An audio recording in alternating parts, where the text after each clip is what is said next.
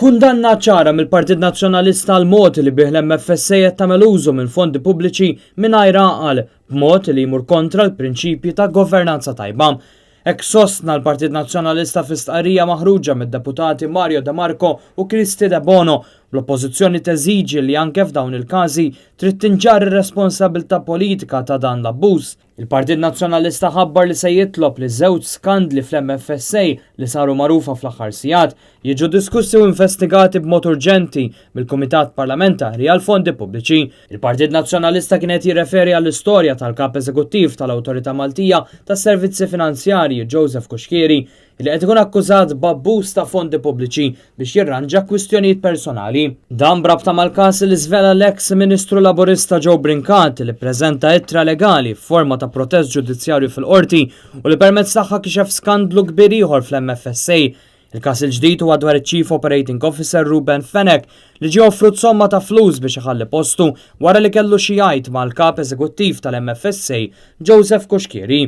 Jidher li ż-żewġ partijiet ma qablux mal-mod kif għandu jopera l-MFSA, tant li sorsi minn ġewwa l-awtorità qalulna li kellhom ġlieda kbira. Dan wassal biex Fenech jitkeċċa wara li sar qbil fuq somma flus li ma kienx żvelata. L-avukat Joe Brincat li għamel żmien twil jimmilita fil-Partit Laburista f'diversi karigi għoljin, anke bħala deputat mexxej, qed jikkontesta bil-qawwa kollha l-ħlas li ngħata.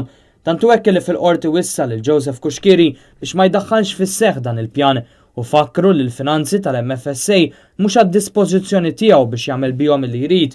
Fakkar li biex issir din il-Golden Handshake kif jiddiskrivija fil-protest ġudizzjarju, il-flus se jkunu qed jittieħdu minn fondi li suppost huma allokati għal proġetti oħra.